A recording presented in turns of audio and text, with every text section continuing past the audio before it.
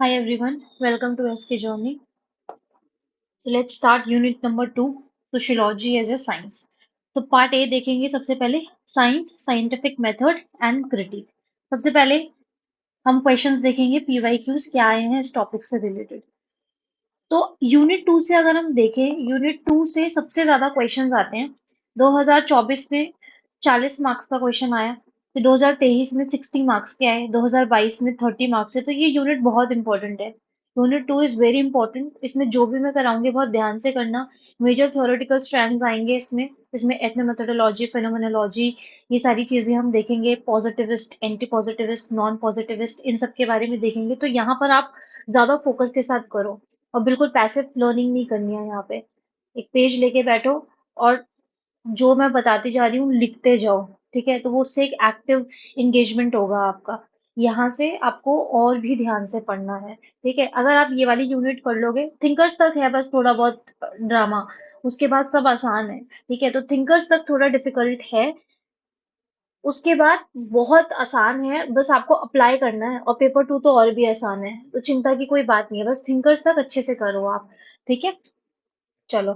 तो पीवाईक्यूज देखते हैं कि यूनिट 2 के पार्ट ए जो है science, scientific method in critic से इस टॉपिक से सिर्फ कितने क्वेश्चंस आए हैं, तो तीन देखते हैं हम. तीन क्वेश्चंस हैं. What are the characteristics of scientific method? Do you think that scientific method in conducting sociological research is foolproof? Elaborate.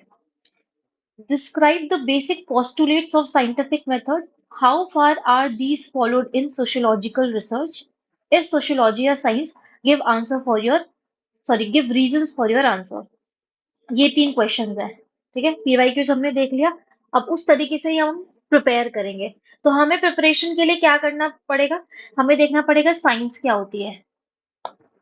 हम एक साइंस की डेफिनेशन तैयार कर लेंगे.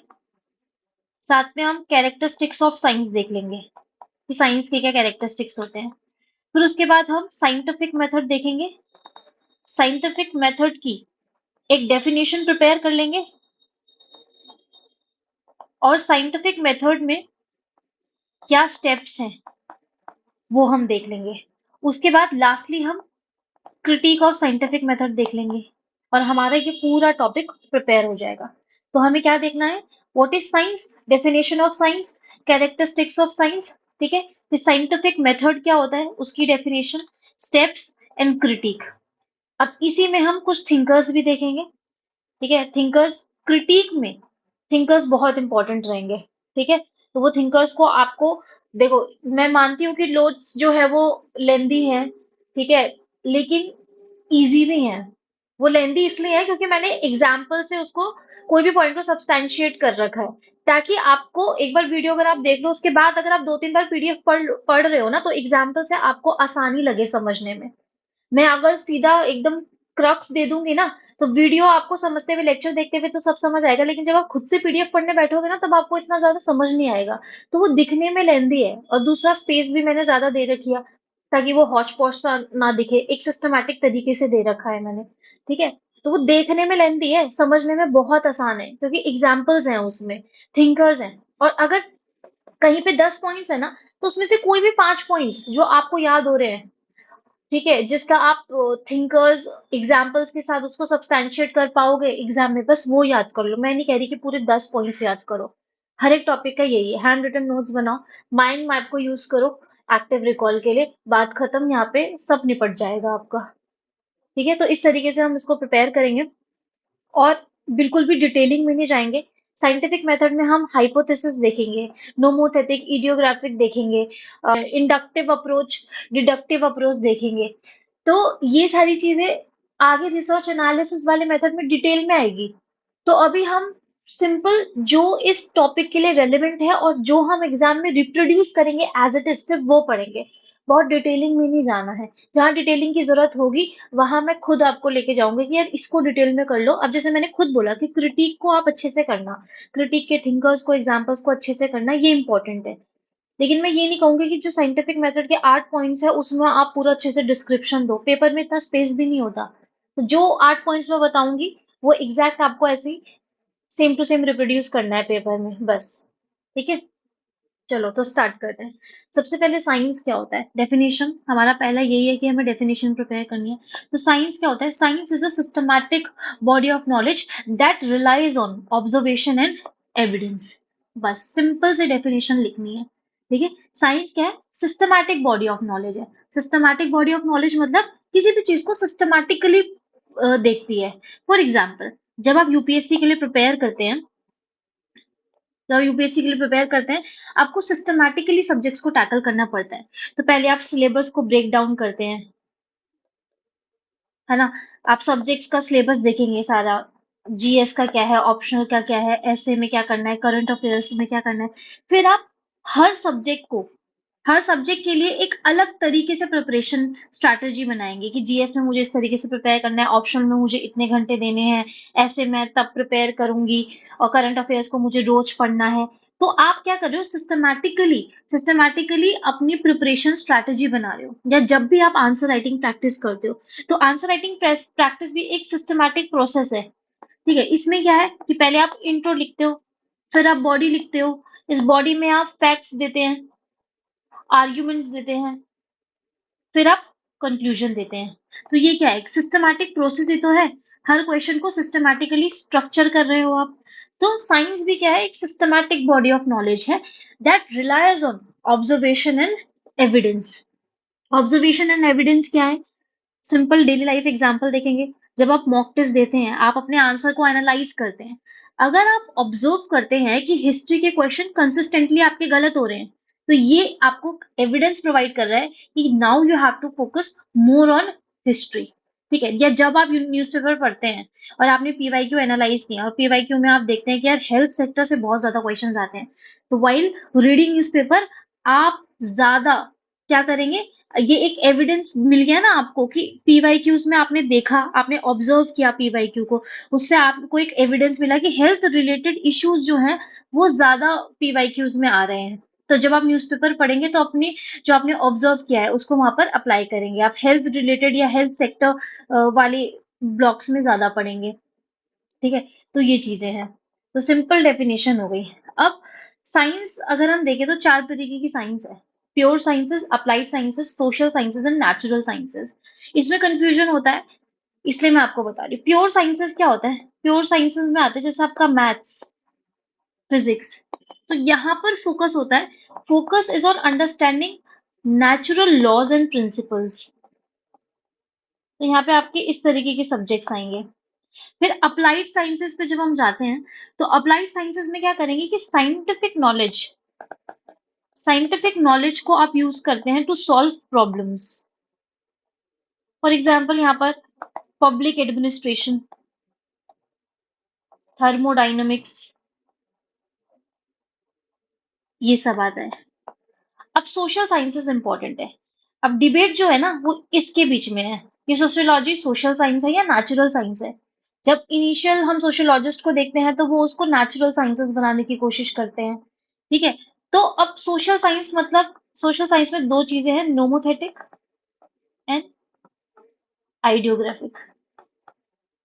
तो जो ये सोशल साइंसेस है, ये डील करता है with human society and human behaviour. तो मेनली सोशियोलॉजी को हम यहाँ पर रखते हैं। अब जो ये नोमोथेटिक है, आइडियोग्राफिक है, ये आगे आएगा। जब हम रिसर्च एनालिसिस यूनिट 3 करेंगे तो वहां पर हम डिटेल में करेंगे। ठीक है, तो इसको लेके ज्यादा चिंता करने की जरूरत नहीं है। अब आइडियोग्राफिक अगर मैं बताऊं तो ये स्पेसिफिक इवेंट्स पे फोकस करता है। हिस्ट्री और सोशियोलॉजी के बीच में जब मैंने कंपैरिजन बताया था तब बताया था कि हिस्ट्री आइडियोग्राफिक है, मतलब वो फोकस करता है ऑन स्पेसिफिक इवेंट्स जैसे वॉर, रेवोल्यूशन। और सोशियोलॉजी जो है, सोशियोलॉजी नोमोथेटिक है, जनरलाइज पैटर्न ड्रॉ करने की कोशिश करता है सोसाइटी में। ठीक है, तो ये चीज है। फिर आती है नेचुरल साइंसेस। नेचुरल साइंसेस में आएगा आपको केमिस्ट्री, जूलॉजी, बायोलॉजी, ये सारी चीजें आएंगी। फिजिकल, बायोलॉजिकल एस्पेक्ट्स, ये सब आएंगे आपके नेचुरल साइंसेस में। तो ये साइंस के टाइप है। सोशियोलॉजी अपना यहाँ पर सोशल साइंसेस के अंडर आएगा। ठीक है, चलो अब हम देखते हैं की फीचर्स ऑफ साइंस। तो सबसे पहला फीचर क्या है? Self corrective in nature. Science नए एविडेंस के साथ इवॉल्व होती रहती है। ठीक है, तो सेल्फ करेक्टिव मतलब क्रिटिसिज्म या मॉडिफिकेशन के लिए हमेशा ओपन रहती है। एग्जाम्पल, बिग बैंग थ्योरी तब तक ही एक्सेप्टेबल है जब तक कोई नया एविडेंस आके उसको डिस्प्रूव ना कर दे। ठीक है, तो ये नए एविडेंस के साथ इवॉल्व होती रहती है। फिर इंपेरिकल एविडेंस का मतलब क्या होता है? साइंस सिर्फ ऑब्जर्वेबल और मेजरेबल एविडेंस पर आधारित होती है। मतलब ये स्पेक्यूलेशन, रिलीजन, मैजिक, इन जैसी चीजों को रिजेक्ट करती है। एग्जाम्पल, वैक्सीन की बात करते हैं, तो वैक्सीन की इफेक्टिवनेस क्लिनिकल ट्रायल्स के जरिए ही प्रूव होती है, टेस्टिमोनियल से नहीं होती। ठीक है, तो जब आप क्लिनिकल ट्रायल्स करेंगे, ऑब्जेक्टिवली उसको करेंगे, ऑब्जर्व करेंगे, मेजरेबल एविडेंस लेंगे, तो ही उसकी इफेक्टिवनेस पता चलेगी, ना कि स्पेक्यूलेशन से या टेस्टिमोनियल से। तो ये इंपेरिकल एविडेंस पे फोकस करती है। फिर it is based on reasoning and logic. Scientific theories logical reasoning और रिगरस एनालिसिस के साथ बनाई जाती है। जैसे न्यूटन के लॉ के मोशंस लॉजिकल डिडक्शन और एक्सपेरिमेंट के जरिए डिराइव किए गए। ठीक है, तो लॉजिक और रीजनिंग बहुत इंपॉर्टेंट है। तो उसकी थ्योरीज में लॉजिकल रीजनिंग होनी चाहिए, एक एनालिसिस होना चाहिए। ठीक है, फिर आता है ऑब्जेक्टिविटी। ऑब्जेक्टिविटी मतलब क्या होता है? सिंपली कि पर्सनल बायस है, इमोशंस, इन सब से फ्री होना चाहिए। पर्सनल बायस, इमोशंस, ये सारी चीजें नहीं होनी चाहिए। साइंस न्यूट्रल है। साइंस फैक्ट बेस्ड एनालिसिस करता है। ठीक है, तो किसी भी चीज को अनबायस्ड तरीके से पढ़ता है। फिर वेरीफाइबिलिटी। वेरीफाइबिलिटी में क्या है? साइंटिफिक रिजल्ट्स को दूसरे लोग भी अगर रिपीट करके वेरीफाई करेंगे तो सेम रिजल्ट आएगा। जैसे एग्जाम्पल, वाटर का बॉइलिंग पॉइंट, वाटर को अगर हम 100 डिग्री सेल्सियस पे टेस्ट करेंगे तो वो उसका बॉइलिंग पॉइंट है। तो अब इसको कितनी बार भी रिपीट कर लो, वाटर बॉयल 100 डिग्री सेल्सियस पे ही होगा। तो this is verifiability and this is also called as reliability. मतलब आप कितनी बार भी रिप्रोड्यूस कर लो इसको सेम कंडीशंस में, कहीं पे भी कर लो, किसी भी दुनिया के कोने में कर लो, तो वो 100 डिग्री सेल्सियस पे ही बॉईल होगा, वो उसका बॉइलिंग पॉइंट ही रहेगा। तो ये रिलायबिलिटी कहेंगे, इसको हम वेरीफाइबिलिटी कहेंगे। ठीक है, फिर प्रिडिक्टेबिलिटी। प्रिडिक्टेबिलिटी अगर हम देखें, पास्ट डाटा के बेसिस पर आने वाले फ्यूचर को, आने वाले इवेंट्स को प्रिडिक्ट कर सकता है। जैसे अगर हम इन्फ्लेशन की बात करें, तो हमने पास्ट डाटा के बेसिस पर इन्फ्लेशन को देख लिया, उसके बाद हम आगे फ्यूचर में या अगले महीने कितना इन्फ्लेशन आएगा वो हम प्रिडिक्ट कर सकते हैं। तो साइंस फ्यूचर इवेंट्स या आउटकम्स को प्रिडिक्ट कर सकती है। फ्यूचर इवेंट्स या आउटकम्स को प्रिडिक्ट कर सकती है। ठीक है, जो भी उसने पैटर्न्स या थ्योरीज डेवलप करी हैं उसके डाटा को देखकर। फिर एथिकल न्यूट्रलिटी। एथिकल न्यूट्रलिटी पे अगर हम आए, तो साइंस अपने फाइंडिंग्स पर मॉरल जजमेंट पास नहीं कर सकती, ये न्यूट्रल रहती है हमेशा, तो मॉरल जजमेंट कभी पास नहीं करेगी। फिर क्वांटिफाइबिलिटी। क्वांटिफाइबिलिटी मतलब क्या होता है कि साइंस ऐसे फिनोमेना से डील करता है जो मेजरेबल है या फिर न्यूमेरिकल टर्म्स में एक्सप्रेस किया जा सकता है। तो यहाँ पर क्वांटिफाइबल होना चाहिए, न्यूमेरिकल टर्म्स में एक्सप्रेस हो सके जो। तो रिलायबिलिटी मैंने आपको बताई दी है। तो ये कुछ फीचर्स हैं। तो हमने साइंस की डेफिनेशन देखी, फिर उसके बाद हमने उसके फीचर्स देख लिए। अभी फीचर्स को मैंने आपको डिटेल में समझाया है, ठीक है, और पीडीएफ में भी इसका मतलब है, मतलब आप लोगों को पता होना चाहिए। लेकिन मान लो अगर साइंस पे आता है, सोशियोलॉजी या साइंस, तो आपको साइंस के बारे में भी बताना है, फिर उसके बाद साइंस की कैरेक्टरिस्टिक्स भी बताने होंगे, फिर उसके बाद आपको बताना होगा इस सोशियोलॉजी या साइंस फॉर में लिखोगे, अगेंस्ट में लिखोगे, फिर फाइनली कंक्लूजन करोगे। तो ये जो कैरेक्टरिस्टिक्स है ना, इसको सिंपल सा आप ग्राफ बनाकर ऐसे ऐसे करके समझा दोगे कि वेरीफाइबल होता है, प्रिडिक्टेबल होता है, एथिकल न्यूट्रलिटी होती है, क्वांटिफाइबल होता है, रिलायबल होता है। तो ये मैंने पीडीएफ में समझाया है ताकि आप लोगों को समझ आए। पेपर में आपको बस इतना ऐसा डायग्राम करके कि वर्ड्स लिखने हैं, कीवर्ड्स, बस खत्म, इतना ही करना है। ठीक है, चलो अब फीचर्स को हम एक निमोनिक से याद करते हैं। निमोनिक है साइंस, इस तरीके से आपको याद करना है। तो साइंस से, अब देखो मैं आपको निमोनिक भी दे रही हूँ ताकि आप साथ साथ याद कर लो। तो साइंस से अगर हम याद करें तो एस से हमें याद रखना है self corrective. Science is self corrective, science is always evolving, updating itself. ठीक है, अपडेट करती रहती है। फिर नेक्स्ट इज कंसिस्टेंट। कंसिस्टेंट से आपको याद रखना है रिलायबिलिटी। ठीक है, science is consistent and reliable, meaning that experiments or observation will yield same results under the same condition। तो ये आपका reliability, consistent हो गया। फिर आई से आपको याद रखना है इम्पार्शियल। इम्पार्शियल मतलब objectivity. Science is neutral and free from personal biases, it focus only on facts and evidence. ठीक है, फिर ई से आपको याद रखना है इंपीरिकल एविडेंस। इंपीरिकल एविडेंस मतलब science relies on data and observable facts. तो science relies on data and observable fact.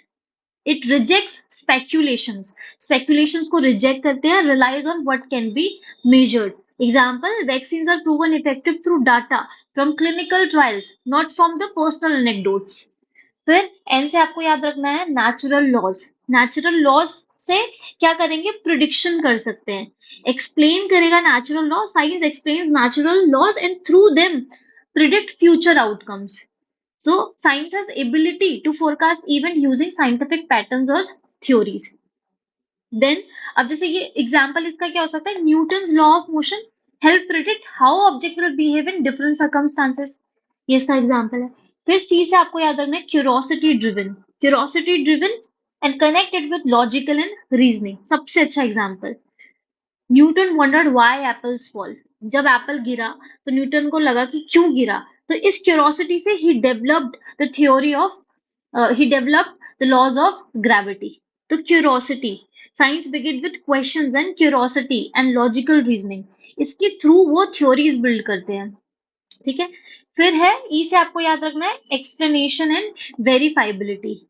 इसमें क्या है, science provide explanation that can be verified through experiments and repeated testing। आप कितनी बार भी उस चीज को टेस्ट कर लो, एक बार जो रिजल्ट आया अगर वो बार बार आएगा तो मतलब वो वेरीफाइबल है। तो साइंटिफिक रिजल्ट वेरीफाइबल होते हैं। ठीक है, ये चीजें हो गई। तो अब निमोनिक से आपको याद हो गया होगा, साइंस की डेफिनेशन आसान सी थी। निमोनिक से मैंने फीचर्स भी याद करवा दिए आपको। ये आपको सिंपल इस तरीके से ही करना है। अब आते हैं सोशियोलॉजी एज साइंस। इसको समझने से पहले 3 स्टांस है, उसको समझो।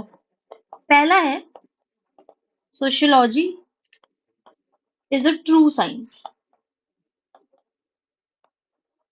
दूसरा है sociology is not a true science. और तीसरा है sociology is a science but not a science similar to natural sciences। It is a science in its own way। अब इन तीनों को ध्यान से समझना।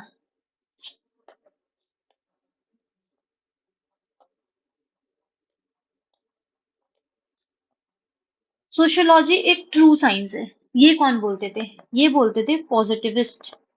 और कौन थे पॉजिटिविस्ट, अर्ली सोशियोलॉजिस्ट, जैसे सेंट साइमन, अगस्त कॉम्ट। ये क्या कहते थे कि सोशियोलॉजी एक ट्रू साइंस है। फिर एक दूसरा पर्सपेक्टिव आता है कि sociology is not a true science. Outrightly reject कर रहे हैं पॉजिटिविस्ट को, आउटराइटली रिजेक्ट कर रहे हैं कि sociology is a true science. ये कौन बोलते हैं, एंटी पॉजिटिविस्ट। इसमें कौन कौन आएगा, एंटी पॉजिटिविस्ट में आपके आते हैं फेमिनिस्ट, मार्क्सिस्ट, फेनोमेनोलॉजिस्ट, यहाँ पे फेनोमेनोलॉजी वाले आएंगे, ड्रामेटोलॉजी आएंगे, सिंबॉलिक इंटरैक्शन की थ्योरी आएगी, एथनोमेथोडोलॉजी आएगा, पोस्ट मॉडर्निस्ट आएंगे। तो ये आउटराइटली रिजेक्ट कर रहे हैं, ये कह रहे हैं सोशियोलॉजी ट्रू साइंस है ही नहीं। ठीक है, फिर तीसरा आता है sociology is a science but not a science similar to natural sciences.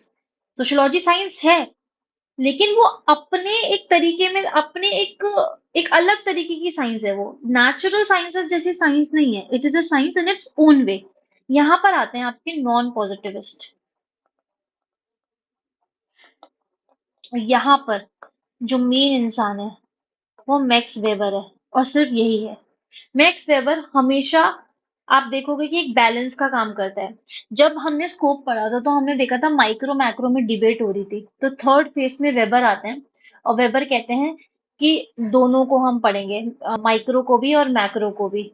फिर उसके बाद तो ये एक बैलेंस क्रिएट करते हैं। फिर उसके बाद अभी भी जैसे पॉजिटिविस्ट और एंटी पॉजिटिविस्ट के बीच डिबेट है, तो नॉन पॉजिटिविस्ट मैक्स वेबर हैं, वो दोनों को ब्रिज करते हैं। क्या कहते हैं कि sociology is a science but not a science the way natural sciences is, rather it is a science in its own way. ठीक है, अब कुछ बुक्स में एंटी पॉजिटिविस्ट और नॉन पॉजिटिविस्ट को सेम देखा जाता है, लेकिन क्योंकि यूपीएससी एंटी पॉजिटिविस्ट और नॉन पॉजिटिविस्ट पे डिफरेंशिएट करता है कुछ क्वेश्चंस में, मैंने ये एनालाइज किया है, इसलिए हम इसको अलग तरीके से ही पढ़ेंगे, हम इसको मर्ज करके नहीं पढ़ेंगे। ठीक है, तो इस पे कंफ्यूज नहीं होना है आप लोगों को बिल्कुल भी। चलो अब हम देखते हैं कि सोशियोलॉजी साइंस है कि नहीं है। तो सबसे पहले हम ये देखते हैं कि स्ट्रक्चरल फंक्शनलिज्म क्या कहते हैं, स्ट्रक्चरल फंक्शनलिज्म की थ्योरी क्या कहती है। यहाँ पे हर्बर्ट स्पेंसर आएंगे।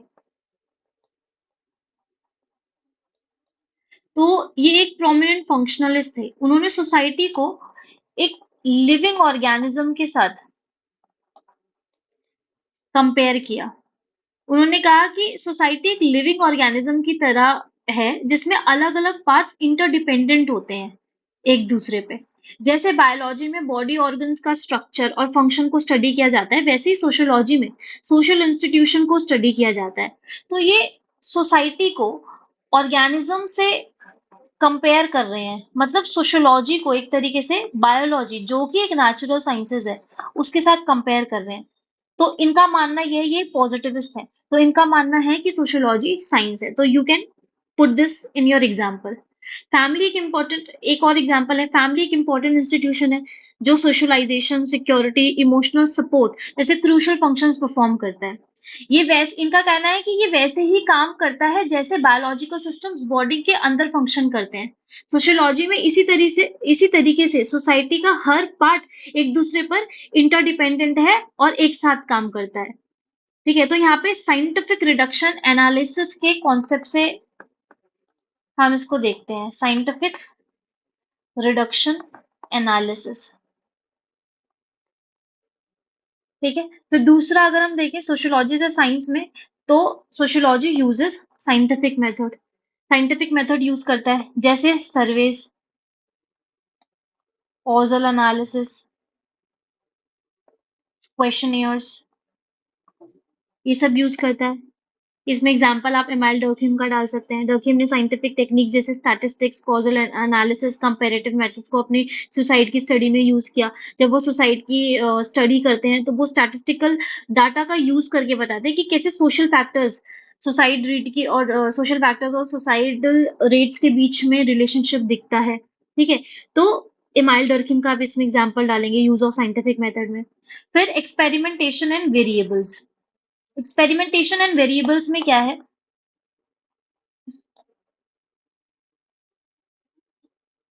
सी इसमें ऑगस्ट कॉम्टे और हर्बर्ट स्पेंसर का आप एग्जांपल डालो। उनका मानना था कि सोशियोलॉजी में भी वेरिएबल्स के बीच में रिलेशनशिप एस्टेब्लिश किया जा सकता है, बिल्कुल नेचुरल साइंसेस की तरह।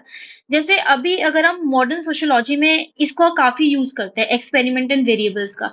जैसे हम देखते हैं कि मनरेगा का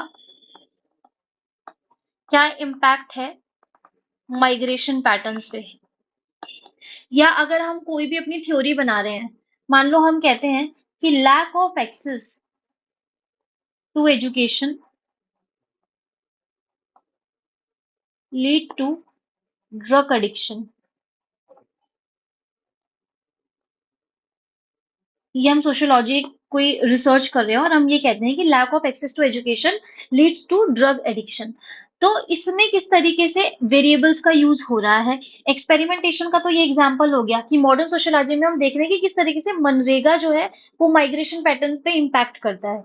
अगर हम वेरिएबल्स का एग्जांपल देखें तो ये lack of access to education, इसको हम मानेंगे कॉज, और इसको हम इंडिपेंडेंट वेरिएबल भी कहते हैं। और ये जो होगा लीड टू ड्रग एडिक्शन, ये डिपेंडेंट वेरिएबल है जो कि इफेक्ट होगा। ये कॉजेज है, ये कॉज है और इसका इफेक्ट ये है कि lack of access to education की वजह से ड्रग एडिक्शन हो रहा है। तो कॉज इफेक्ट रिलेशनशिप बनाता है सोशियोलॉजी, जो कि 5th नंबर पॉइंट है। और वेरिएबल्स, इंडिपेंडेंट वेरिएबल्स और डिपेंडेंट वेरिएबल्स, इसका भी हम यूज कर रहे हैं। तो सोशियोलॉजी एक्सपेरिमेंट्स में हम वेरिएबल्स का भी यूज कर रहे हैं। ये अगस्त कॉम्टे और स्पेंसर का मानना था, जो कि अभी हमने देख भी लिया है। तो इस हिसाब से भी सोशियोलॉजी साइंस है। फिर ऑब्जेक्टिविटी, ऑब्जेक्टिविटी में अगर हम देखें तो मैक्स वेबर का एग्जांपल डालोगे आप। मैक्स वेबर ने सोशियोलॉजी में ऑब्जेक्टिविटी पर फोकस किया। उन्होंने वैल्यू न्यूट्रलिटी का कॉन्सेप्ट दिया, जिसमें कहा गया कि सोशियोलॉजिस्ट को अपने रिसर्च में बायसेस को अवॉइड करना चाहिए और फैक्ट्स को ऑब्जेक्टिवली एनालाइज करना चाहिए। ठीक है। अब मैक्स वेबर नॉन पॉजिटिविस्ट है, मैंने एंटी पॉजिटिविस्ट उनको नहीं कहा। क्यों नहीं कहा? क्योंकि वो डाटा कलेक्शन पे बिलीव करते हैं।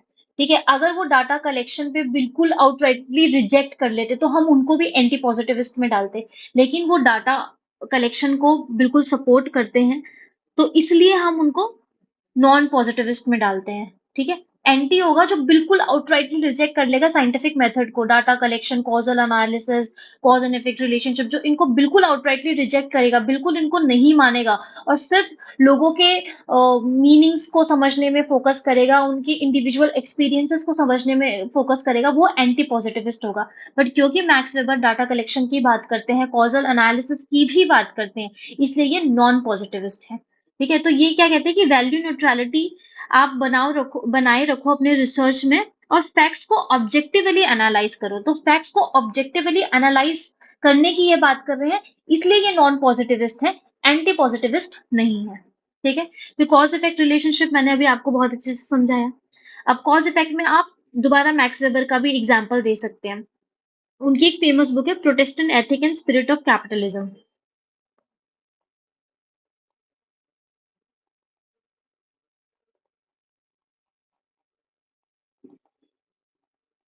तो यहाँ पे वेबर ने दिखाया कि कैसे प्रोटेस्टेंट रिलीजियस बिलीफ्स, जो कि एक कॉज है, ने कैपिटलिज्म का राइज किया, जो कि एक इफेक्ट है। ठीक है। तो इस तरीके की sociological inquiry deep causal relationships को अनकवर कर सकती है, उसी तरीके से जैसे साइंस करती है। तो वेबर ने किस क्या दिखाया था इस स्टडी में, क्या दिखाया था कि प्रोटेस्टेंट एथिक्स की जो बिलीफ्स हैं, जो इनके रिलीजियस बिलीफ है, जिसको हम कॉज मानेंगे, उसने कैसे कैपिटलिज्म को राइज किया। ये इफेक्ट हो गया। तो कॉज एंड इफेक्ट में आप ये भी डाल सकते हैं। एक्सपेरिमेंटेशन में आप मनरेगा का क्या इम्पैक्ट हो रहा है माइग्रेशन वर्कर, माइग्रेशन पैटर्न में, वो आप डालोगे। लेकिन ये भी डालोगे कि मॉडर्न सोशियोलॉजी में हम ये चीज देख रहे हैं। वेरिएबल्स में आप इंडिपेंडेंट वेरिएबल, डिपेंडेंट वेरिएबल्स को ऐसे शो कर सकते हैं। Lack of access to education will lead to crime, will lead to increase in crime, या विल लीड टू पोवर्टी। कुछ भी आप अपना जो भी आप हाइपोथेसिस बनाए वो डाल सकते हैं। उसके बाद कॉज इफेक्ट रिलेशनशिप में सबसे अच्छा एग्जांपल मैक्स वेबर का है। प्रोटेस्टेंट एथिक्स, मतलब प्रोटेस्टेंट एथिकल बिलीफ से किस तरीके से कैपिटलिज्म राइज हो रहा है, तो ये कॉज इफेक्ट रिलेशनशिप है। अब ये सारी चीजें, स्ट्रक्चर फंक्शनलिज्म, स्ट्रक्चर फंक्शनलिज्म में क्या है, ऑर्गेनिज्म किस तरीके से फंक्शन करता है, बायोलॉजिकल एस्पेक्ट है जो यहाँ पर। Structural functionalism, use of scientific method, experimentation, variables, objectivity, causal effect relationship, inter subject reliability, ये सारे साइंस के फीचर्स हैं। अब ये सारे साइंस के फीचर्स हैं, लेकिन हम देख रहे हैं कि सोशियोलॉजी में भी ये यूज हो रहे हैं, इसलिए हम कह सकते हैं कि सोशियोलॉजी इज अ साइंस। और हम ये सारी चीजें डालेंगे एग्जांपल्स के साथ। दर्कहिम की सुसाइड स्टडी डालोगे, मैक्स वेबर का प्रोटेस्टेंट एथिक्स डालोगे, मनरेगा वाला एग्जांपल डालोगे, अगर कोई और आपको मिलेगा तो वो आप डालोगे, हर्बर्ट स्पेंसर को डालोगे, अगस्त कॉम्ट को डालोगे। तो यहाँ पर ये सारी चीजें होती हैं। ठीक है। उसके बाद इंटर सब्जेक्ट रिलायबिलिटी क्या होती है? सोशियोलॉजी में डिफरेंट रिसर्चर्स सिमिलर मेथड का यूज करके सिमिलर कंक्लूजन तक पहुंच सकते हैं, इसी को इंटर सब्जेक्ट रिलायबिलिटी कहते हैं। ठीक है, तो सेम मेथड से सिमिलर कंक्लूजन तक पहुंचना, इसको इंटर सब्जेक्ट रिलायबिलिटी कहते हैं। या सबसे आसान एग्जांपल, जो कास्ट की डेफिनेशन यहाँ है इंडियन सोसाइटी में, वही कास्ट की डेफिनेशन अमेरिका में भी होगी, कास्ट को उसी तरीके से देखा जाएगा। जो फैमिली की डेफिनेशन यहाँ पर है, उसी तरीके से फैमिली की डेफिनेशन वो और किसी सोसाइटी में भी होगी। तो this is inter subjective reliability. ठीक है, फैमिली स्ट्रक्चर्स इंडिया में है, इंडिया की सोसाइटी में है तो और जगह भी है। क्लास स्ट्रक्चर अगर यहाँ पर है तो और जगह भी होगा। कास्ट स्ट्रक्चर अगर एक सोसाइटी में है तो दूसरी सोसाइटी में भी होगा। This is inter subjective reliability. ये चीज हो गई, तो ये फीचर्स हो गए। तो अब इसको याद करने का निमोनिक अगेन, आपका सोशियोलॉजी से साइंस को याद करने का निमोनिक है सम आइस। सम आइस से आप इसको याद करोगे। ऐसे है structural functionalism. You have to give example of Herbert Spencer कि उसने कैसे बायोलॉजी को साइंस से कंपेयर, बायोलॉजी को सोसाइटी से कंपेयर किया। ठीक है, उसके बाद यहाँ पे ऑब्जेक्टिविटी। एम से है मेथड्स। मेथड्स में आप डालोगे सर्वे, क्वेश्चनेयर, ये सारे साइंटिफिक मेथड है। डाटा कलेक्शन वो यहाँ पर यूज होता है, दरखाइन पे एग्जाम्पल डाल दोगे। ई से आप याद रखोगे एक्सपेरिमेंटेशन इन वेरिएबल्स। आई से इंटर सब्जेक्टिव रिलायबिलिटी। सी से कॉज इफेक्ट रिलेशनशिप। और ई से आपको याद रखना है कि इन सब में आपको एग्जांपल्स भी डालना है। ठीक है, तो सम आइज। अब याद करो वीडियो को पॉज करके कि मैंने साइंस की कैरेक्टरिस्टिक्स पे आपको कौन सा निमोनिक याद करवाया था। ठीक है, चलो अब नेक्स्ट आता है sociology not as a science. अभी तक हमने देखा कि sociology as a science, science के जो कुछ फीचर्स है वो सोशियोलॉजी भी अडॉप्ट करती है। अब सोशियोलॉजी साइंस नहीं है, उस पे हम कैसे बोलते हैं, उसको हम क्यों बोलते हैं, सॉरी। तो फर्स्ट, सोशियोलॉजी का वैल्यू लिडन नेचर है। फर्स्ट पॉइंट क्या है? सोशियोलॉजी का वैल्यू लिडन नेचर है। सोशियोलॉजी अक्सर रिसर्चर के पर्सनल बिलीफ से भी प्रभावित होती है। ठीक है, जो नेचुरल साइंसेस की वैल्यू न्यूट्रलिटी के खिलाफ है। जैसे अगर हम एग्जांपल देखें, मार्क्सिस्ट और फेमिनिस्ट सोशियोलॉजी एक ही सोशल रियलिटी को अलग अलग तरीके से इंटरप्रेट करते हैं। ठीक है, तो वैल्यू लिडन नेचर है। फिर सेकेंड, अब जो sociology can not be seen as science, इसमें जो मैं आपको दे रही हूँ वो तो ठीक है, डालना ही डालना है।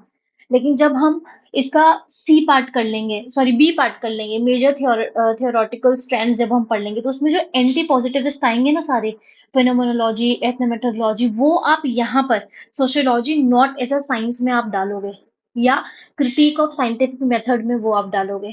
ठीक है, तो इस तरीके से ही आपको करना है। जो मैं दे रही हूँ वो तो ठीक है, लेकिन अब जैसे मैं आगे पढ़ा रही हूँ, तो आगे से आप कुछ भी सीखोगे, फेनोमेनोलॉजी, एथनोमेथोडोलॉजी के कहते हैं, वो आप यहाँ डालोगे। सोशियोलॉजी नहीं है, क्यों? क्योंकि इंडिविजुअल एक्सपीरियंसेस को नहीं लेती, मीनिंग्स को नहीं समझती, इंटरप्रेट नहीं करते, ये सारी चीजें भी आप डालोगे। ठीक है, फिर दूसरा क्या है? Cultural and historical specificity. मतलब नेचुरल साइंसेस के कंपैरिजन में सोशियोलॉजी की थ्योरीज और कंक्लूजन अक्सर चेंज होती रहती है। ठीक है, कल्चर के हिसाब से, हिस्ट्री के हिसाब से चेंज होती रहती है। लेकिन नेचुरल साइंसेज में अगर हम देखें, इतना ज्यादा उनकी जो थ्योरीज है, कंक्लूजन है, चेंज नहीं होते। अब न्यूटन के लॉ ऑफ ग्रेविटी क्या चेंज होती रहती है? नहीं होती है ना। तो लेकिन अगर हम देखें यहाँ पर सोशियोलॉजी, अगर हम सोशियोलॉजी की बात करें तो कल्चरल और हिस्टोरिकल स्पेसिफिसिटी है, चेंज होती रहती है। मैक्स वेबर का प्रोटेस्टेंट एथिक्स का थ्योरी सिर्फ स्पेसिफिक वेस्टर्न सोसाइटीज पर ही लागू होता है, यूनिवर्सली नहीं होती। या रॉबर्ट मोर्टन की कुछ थ्योरीज हैं जो सिर्फ किसी पर्टिकुलर सोसाइटीज में ही लगती हैं, बाकी यूनिवर्सल नहीं लगती। तो ये चीज हो गई। फिर तीसरा क्या है? This is idiosyncratic in nature. Idiosyncratic in nature मतलब ये अक्सर स्पेसिफिक केसेस पर फोकस करती है।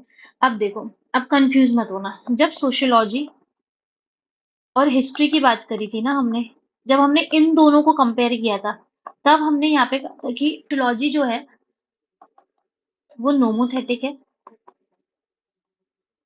और हिस्ट्री इडियोग्राफिक है। लेकिन जब हम सोशियोलॉजी को कंपेयर करेंगे ना नेचुरल साइंसेस से, तो ये पॉइंट रिवर्स हो जाएगा। सोशियोलॉजी इडियोग्राफिक बन जाएगी और ये नोमोथेटिक बन जाएगा। क्यों? क्योंकि सोशियोलॉजी अक्सर स्पेसिफिक केसेस पर फोकस करेगी as compare to natural sciences. Natural sciences general laws बनाती है, जनरल लॉ पर फोकस करती है, यूनिवर्सल थ्योरीज देती है, जिसके कंपैरिजन में सोशियोलॉजी इडियोग्राफिक साबित होती है। ठीक है, इस वजह से सोशियोलॉजी में जनरलाइजेशन मुश्किल हो जाता है इडियोसिंक्रेटिक नेचर की वजह से। फॉर एग्जाम्पल, सदर्न इंडिया की फैमिली रिलेशंस पर किया गया स्टडी नॉर्थ इंडियन पर लागू नहीं होता है, जो सोशियोलॉजी की यूनिवर्सल लॉ बनाने में प्रॉब्लम क्रिएट करता है। ठीक है, तो साउथ इंडिया के फैमिली रिलेशंस और नॉर्थ इंडिया का फैमिली रिलेशंस बिल्कुल अलग है। तो आइडियोग्राफिक है, स्पेसिफिक केसेस पर फोकस करती है, यूनिवर्सल लॉ या general laws as compare to natural sciences नहीं बना पाती। ठीक है, तो इसमें बिल्कुल कंफ्यूज मत होना। जब हमने इसको इससे कंपेयर किया था तो ये नोमोथेटिक है और ये इडियोग्राफिक है, लेकिन जब हम इसको नेचुरल साइंस से कंपेयर कर रहे हैं तो ये इडियोग्राफिक है और ये नोमोथेटिक है। फिर चौथा पॉइंट है लैक ऑफ ऑब्जेक्टिविटी। इसमें क्या है, कितनी भी कोशिश कर लो लेकिन सोशियोलॉजिस्ट के अपने पर्सनल वैल्यूज, अपने पर्सनल बिलीव्स, कल्चरल डिफरेंसेस, इन सब की वजह से बायसनेस आ ही जाती है। फॉर एग्जाम्पल, एक हिंदू सोशियोलॉजिस्ट का रिलीजियस प्रैक्टिसेस पर पर्सपेक्टिव बहुत डिफरेंट होगा एक क्रिश्चियन सोशियोलॉजिस्ट से। ठीक है, तो कितनी भी कोशिश कर ले personal values, beliefs, cultural differences आ ही जाती हैं। इवन जब हम स्टार्ट करते हैं रिसर्च को स्टार्ट करते हैं तो जब हम टॉपिक उठाते हैं उसमें भी बायसनेस आ जाती है। एक पर्टिकुलर वही टॉपिक क्यों उठाया, दूसरा क्यों नहीं उठाया, तो वो टॉपिक चूज करने में भी बायसनेस आती है। तो लैक ऑफ ऑब्जेक्टिविटी। फिर पांचवा है लैक ऑफ एक्सपेरिमेंटेशन। अब सोशियोलॉजी ह्यूमन इंटरैक्शंस को पढ़ रहा है, तो ह्यूमन इंटरैक्शंस को आप एक्सपेरिमेंट नहीं कर सकते, या जब हम उनको ऑब्जर्व करेंगे कंट्रोल्ड लैब एक्सपेरिमेंट्स नहीं कर सकते उसको, या एक जब हम उनको ऑब्जर्व करते हैं तो हो सकता है कि वो एक्चुअल में जिस तरीके से बिहेव कर रहे हो वो बिल्कुल डिफरेंटली उससे बिहेव करे। क्यों? क्योंकि उसको ये रहेगा कि यार वो इंसान मेरे को ऑब्जर्व कर रहा है, मेरे पे एक्सपेरिमेंट कर रहा है, तो वो हो सकता है वो इंसान बिल्कुल अलग बिहेव करे। ठीक है, तो ये चीज है। तो लैक ऑफ एक्सपेरिमेंटेशन, सोशियोलॉजी में कंट्रोल्ड लैब एक्सपेरिमेंट्स नहीं होते जैसे कि हम फिजिक्स और बायोलॉजी में कर लेते हैं, तो एक्सपेरिमेंटेशन नहीं होगा, इसलिए sociology can not be seen as science. फिर can't predict human behaviour. Human behaviour complex है, अनप्रिडिक्टेबल है और कॉन्टेक्स्ट स्पेसिफिक होता है। सोशियोलॉजी में ऐसे वेरिएबल्स होते हैं जो मेजर करना बहुत मुश्किल होता है, जैसे इमोशंस है, सोशल इन्फ्लुएंसेस है, पर्सनल एक्सपीरियंसेस हैं।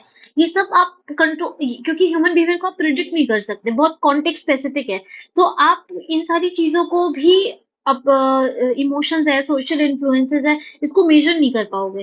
तो नॉर्म्स, कल्चर्स, ये सारी चीजें भी इम्पैक्ट करता है ह्यूमन बिहेवियर को। ठीक है, तो इसलिए सोशियोलॉजी साइंस नहीं है, बिकॉज प्रिडिक्ट नहीं कर सकता ह्यूमन बिहेवियर को।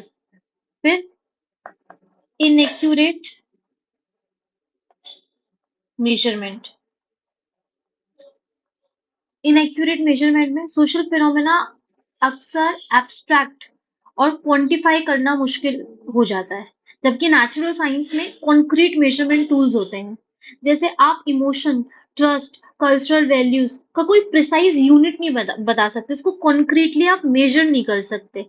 ठीक है, तो ये चीज है, आप इसको किसी यूनिट, केजी या ग्राम या मिलीग्राम, इनके हिसाब से आप इसको नहीं कर सकते, यूनिट से आप इसको प्रिसाइज नहीं कर सकते। तो इनएक्यूरेट मेजरमेंट, जो कि हम साइंस में कर सकते हैं।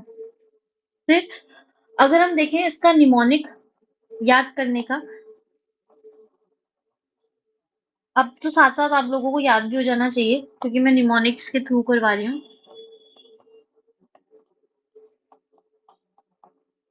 देखो, ई कार्ट होता है ना, तो ई क्लिप याद रखना, वेरी इंपॉर्टेंट ई क्लिप, ऐसे याद रखना, वी आई मतलब वेरी इंपॉर्टेंट, ई क्लिप। तो वी से आपको याद रखना है वैल्यू लेडन नेचर। आई से आपको याद रखना है आइडियोसिंक्रेटिक नेचर, वेरी इंपॉर्टेंट।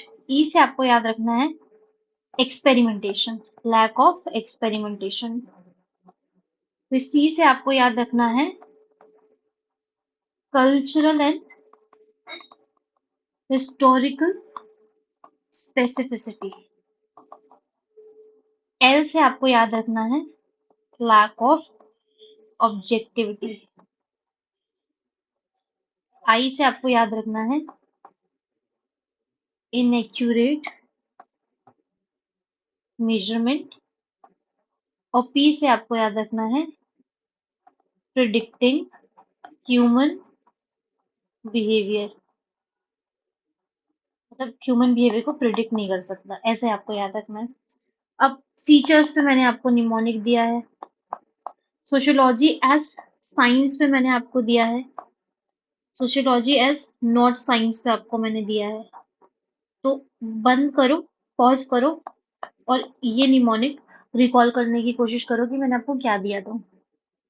ये निमोनिक इसलिए दे रही हूँ ना क्योंकि जब आप आंसर लिखोगे, अगर आपको सिर्फ इतना भी याद आ गया ना सोशियोलॉजी नॉट एज साइंस में वैल्यू लेडन नेचर है, तो अपने आप इसमें आप एग्जांपल्स डाल दोगे, कहानी लिख दोगे। और आपको याद आ गया ना कि कल्चरल हिस्टोरिकल स्पेसिफिसिटी है, तो अपने आप एग्जांपल्स डाल देंगे। ठीक है, अगर आप अच्छे से पढ़ाई कर रहे हैं तो इसलिए ये इंपॉर्टेंट है। चलो फिर आता है साइंटिफिक मेथड। तो साइंटिफिक मेथड का जो सिंपल डेफिनेशन है थियोडोरसन ने दी है, थियोडोरसन एंड थियोडोरसन ने दी है कि scientific method is a structured process used to build knowledge through observation, experimentation and verification. Simple सी है, बस यही याद कर लेना, खत्म हो जाएगा यहाँ पे। फिर साइंटिफिक मेथड की 8 स्टेप्स हैं, या आप किसी भी तरीके से फ्लो चार्ट के थ्रू किसी भी तरीके से आप लिख सकते हैं पेपर में, अगर साइंटिफिक मेथड पे क्वेश्चन आएगा तो। क्या है पहला, क्या है identify the problem, choose a research question based on scientific relevance. दूसरा क्या है literature review, study existing research on the topic. Hypothesis formation, create a tentative general statement to test. Research design, plan how the study will be conducted. Data collection, gather information using scientific methods.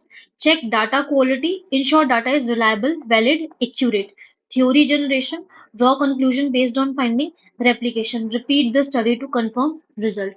Paper में इतना ही लिखना है, लेकिन समझने के लिए अब मैं आपको उसको एक एग्जाम्पल के थ्रू समझाती हूँ। ठीक है, एग्जाम्पल, आपने एक टॉपिक लिया कि एक एक प्रॉब्लम की पहचान करते हैं, आइडेंटिफाई द प्रॉब्लम। तो उसमें हम देखते हैं कि एक रिसर्चर देखेगा कि स्टूडेंट अच्छा परफॉर्म नहीं कर पा रहे हैं और सोचता है कि नींद की कमी से एकेडमिक परफॉर्मेंस में प्रॉब्लम आ रही है।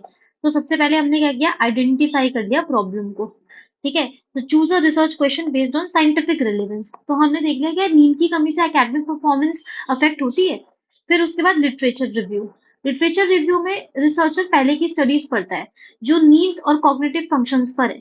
ठीक है, और उसको मिक्स रिजल्ट मिलते हैं। उसको मिलता है किसी किसी में दिखता है उसको कि हाँ नींद की कमी से एकेडमिक परफॉर्मेंस अफेक्ट हो रही है, किसी में होता है कि नहीं हो रही है। तो नींद और कॉग्निटिव फंक्शंस की वो लिटरेचर रिव्यू करेगा, उसकी थ्योरीज या उस पर कुछ भी अगर पहले रिसर्च हुई है तो वो देखेगा।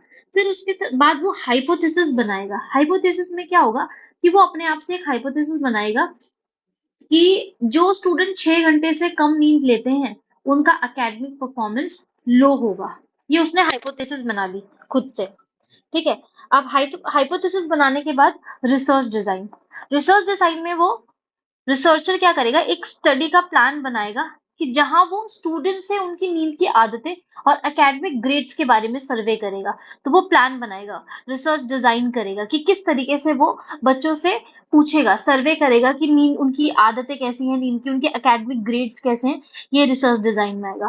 फिर डाटा कलेक्शन, डाटा कलेक्शन में वो क्या करेगा, वो डाटा कलेक्ट करेगा, वो अलग अलग स्कूल्स में जाके सर्विस डिस्ट्रीब्यूट करेगा और डाटा कलेक्ट करेगा।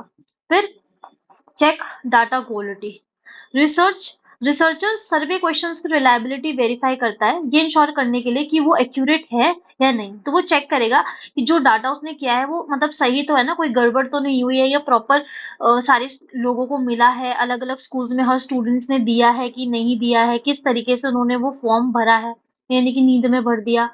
ठीक है, तो क्वालिटी चेक करेगा। फिर वो थ्योरी जनरेट करेगा। जब उसको डाटा मिल गया तो डाटा एनालाइज करने के बाद रिसर्चर कंक्लूड करता है कि हाँ, नींद की कमी लो ग्रेड से कोरिलेट करती है। फिर अपने रिजल्ट्स को वो दोबारा कंफर्म करने के लिए रेप्लिकेशन करेगा। रिजल्ट्स को कंफर्म करने के लिए रिसर्चर दूसरी बार अलग ग्रुप के स्टूडेंट्स के साथ स्टडी करेगा, और जब बार बार सेम रिजल्ट आएगा तो वो थ्योरी बनाएगा और ये अपनी फाइंडिंग्स को और लोगों के साथ शेयर करेगा। यही है, बस सिंपल। ठीक है, या अगर हम देखें कि एक्सरसाइज, दूसरा एग्जांपल लेते हैं। ठीक है, तो दूसरा एग्जांपल अगर हम देखें, the effect of exercise on mood, कि एक्सरसाइज अगर हम करते हैं तो उससे हमारे मूड पे क्या इफेक्ट होता है। तो सबसे पहले आइडेंटिफाई कर ली प्रॉब्लम। हम देखेंगे कि एक्सरसाइज से मूव इम्प्रूव, हमारा जो मूड है वो अच्छा होता है। फिर लिटरेचर रिव्यू करेंगे कि कौन, कि किस तरीके से एक्सरसाइज और मेंटल हेल्थ पे कुछ रिसर्च हो रखी है तो उसको पढ़ेंगे। फिर उसके बाद हाइपोथेसिस फॉर्मेशन करेंगे। अब मैंने हाइपोथेसिस बना लिया कि हाँ, regular exercise enhances mood, regular exercise से मूड अच्छा होता है। फिर मैं क्या करूंगी, रिसर्च डिजाइन करूंगी। तो अब मैं प्लान बनाऊंगी to compare mood scores before and after exercise, कि किस तरीके से मूड होता है पहले, एक्सरसाइज से पहले और एक्सरसाइज के बाद। फिर मैं सर्वे पार्टिसिपेंट करूंगी, सर्वे करूंगी, किसी के भी थ्रू कर सकती हूँ, क्वेश्चनियर के थ्रू, इंटरव्यू के थ्रू सर्वे करूंगी। उसके बाद मैं डाटा क्वालिटी को चेक करूंगी कि जो ये मूड स्कोर्स हैं ये एक्यूरेटली मेजर्ड हो। फिर मैं थ्योरी जनरेट करूंगी, कि जब मेरा थ्योरी आता है तो ये निकलता है कंक्लूजन कि एक्सरसाइज से बेटर मूड हो जाता है, अच्छा मूड हो जाता है।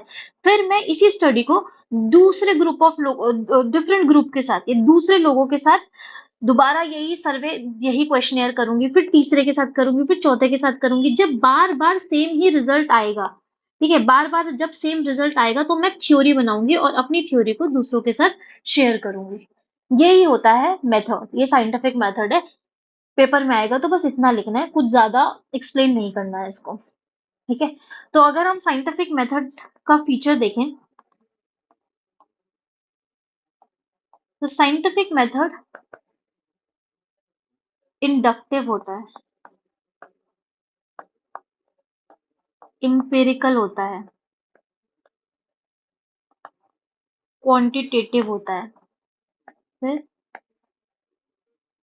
एनालिटिकल होता है, it involves inferences, it involves generalization, and most important, it is critical in nature, self doubting। अब इसके फीचर्स में आप चाहें तो जो साइंस के फीचर्स हमने किए थे वो भी आप डाल सकते हैं। ठीक है, उसको भी आप यहाँ पर डाल सकते हैं। साइंस के फीचर्स को साइंटिफिक मेथड में बिल्कुल डाल सकते हो, एम्पिरिसिज्म, ऑब्जेक्टिविटी, ये सब बिल्कुल डाल सकते हो आप। ठीक है, चलो, तो अगर हम देखें critical in nature, critical in nature का मतलब क्या होता है, साइंटिफिक मेथड इनहेरेंटली क्रिटिकल होता है। मतलब it involves constant questioning and challenging of ideas, data, result, जो मैंने आपको उसमें भी बताया था, साइंस में भी मैंने आपको बताया था। इंडक्टिव, इंडक्टिव मतलब क्या होता है कि जब वो कोई भी ऑब्जर्वेशन करेगा, उस ऑब्जर्वेशन से वो एक जनरल प्रिंसिपल या एक लॉ या एक कंक्लूजन निकालेगा, तो इंडक्टिव। ठीक है, फिर एम्पिरिकल, एम्पिरिकल में क्या होता है कि ऑब्जर्वेशन और एक्सपीरियंस के बिहाफ पे वो अपनी थ्योरी बनाएगा। ठीक है, तो ऑब्जर्वेशन करेगा, डाटा कलेक्ट करेगा, सर्वेस करेगा, उसके बाद वो थ्योरी बनाएगा। फिर क्वांटिटेटिव में क्या होता है, मेजरेबल डाटा, तो सेम वो स्टैटिक्स यूज करेगा। जो हमने साइंस का फीचर्स देखा था वही हम साइंटिफिक मेथड में भी डाल सकते हैं, वही सारी पॉइंट्स है लेकिन नाम अलग है। तो अगर वो याद हो जाएगा तो वो डाल देना, ये याद हो जाएगा तो आप ये डाल देना। एनालिटिकल, एनालिटिकल मतलब क्या होता है, it analyses the data, data collect करता है और अपने डाटा को ब्रेक डाउन करता है to understand patterns and correlation. तो डाटा कलेक्शन से वो पैटर्न्स जनरेट करेगा, कोरिलेशन देखेगा और उसके बाद अपनी थ्योरी देखेगा। फॉर एग्जाम्पल, एक बायोलॉजिस्ट डाटा इकट्ठा करता है on plant growth under different light condition और एनालाइज करता है कि किस तरीके से वो लाइट कंडीशन के अंडर प्लांट ग्रो हो रहा है, तो रिजल्ट समझने की कोशिश करेगा। तो डाटा कलेक्शन से पैटर्न्स और कोरिलेशन समझता है। फिर इट इन्वॉल्व्स इन्फरेंसेस। इन्फरेंसेस मतलब लॉजिकल कंक्लूजन्स देगा। इन्फरेंसेस का मतलब होता है logical conclusions which are derived from evidence और रीजनिंग। फिर जनरलाइजेशन। जनरलाइजेशन में क्या होता है कि अपनी फाइंडिंग्स को एक्सटेंड करेगा from a sample to a larger population. This is generalization. General laws, universal laws, ये सब बनाने की कोशिश करता है। तो जो साइंटिफिक मेथड होता है वो क्रिटिकल, एक सिस्टमैटिक अप्रोच है which involves observation, data collection, analysis and drawing conclusion. तो ये सारी चीजें हैं। फिर अब सबसे इम्पोर्टेंट पार्ट आता है क्रिटिक ऑफ साइंटिफिक मेथड। ये ज्यादा इम्पोर्टेंट है, इसी को समझना है। ठीक है, तो पहला क्रिटिक आप देखोगे, रिजेक्शन बाय फेनोमेनोलॉजिस्ट।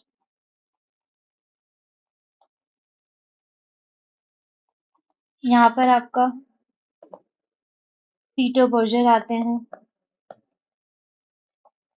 थॉमस लकमैन आते हैं, अल्फ्रेड शूट्स आते हैं।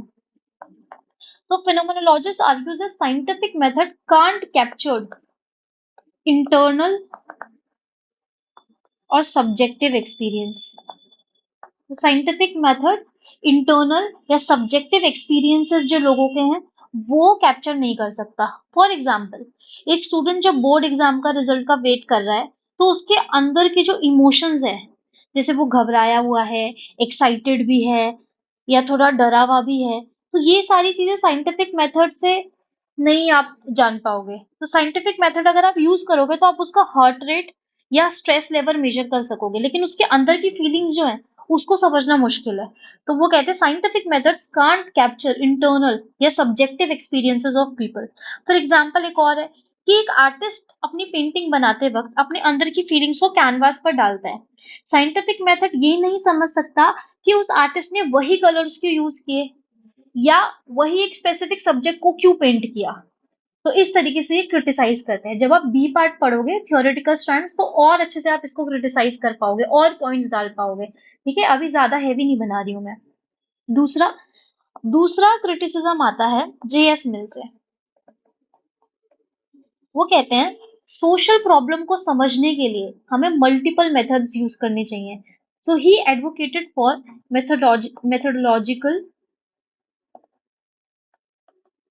प्लूरलिज्म। हर एक सोशल प्रॉब्लम को समझने के लिए हमें अलग अलग अप्रोचेस की जरूरत है, मल्टीपल मेथड्स की जरूरत है। तो मेथोडोलॉजिकल प्लूरलिज्म को सपोर्ट करते हैं ये।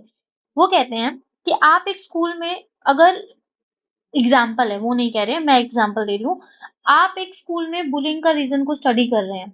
अगर आप सिर्फ क्वांटिटेटिव डाटा जैसे सर्वे को यूज करोगे तो शायद आपको बस नंबर्स मिलेंगे कि कितने बच्चों की बुलिंग हो रही है, ठीक है। लेकिन जब आप उनसे इंटरव्यूज करोगे, जब आप उनके साथ बैठ के ग्रुप डिस्कशन करोगे, उनकी फीलिंग्स को जानोगे, जब वो आपके साथ एकदम डिस्कस करेंगे एकदम फेस टू फेस, तब आप बच्चों के इमोशनल रीजनिंग को भी समझ पाओगे। ठीक है, या दूसरा एग्जाम्पल ये भी हो सकता है कि अगर एक सिटी में पोल्यूशन का रीजन जानने के लिए आप सिर्फ एयर क्वालिटी इंडेक्स देखोगे तो आपको एक एंगल मिलेगा। लेकिन जब आप आपके लोकल रेजिडेंट्स का इंटरव्यू लोगे तो आप जान पाओगे कि उनका बिहेवियर कैसा है, उनका बिहेवियर पोल्यूशन को कैसे बढ़ावा देता है। वो प्लास्टिक यूज कर रहे हैं, कार ज्यादा चला रहे हैं, ये सारी चीजें, या उनका बिहेवियर कैसा है। ठीक है, तो ये एक एग्जाम्पल हो गया। फिर तीसरा है value bias in scientific method. Scientific method researchers personal, जो साइंटिफिक मेथड्स हैं उसमें रिसर्चर की पर्सनल वैल्यूज आ ही जाती है, बायसनेस आ ही जाती है। फॉर एग्जांपल, एक रिसर्चर को एक पॉलिटिकल पार्टी की सक्सेस पर स्टडी करना है, लेकिन वो रिसर्चर उसी पार्टी को सपोर्ट करता है। उसका डाटा बायस हो सकता है, बिल्कुल हो सकता है। क्यों? क्योंकि उसको सपोर्ट कर रहा है वो। तो वो सिर्फ उस पार्टी का पॉजिटिव एस्पेक्ट्स पर ही फोकस करेगा, नेगेटिव्स को इग्नोर करेगा। तो ये यहाँ पर उसकी पर्सनल वैल्यूज भी आ जाएंगी।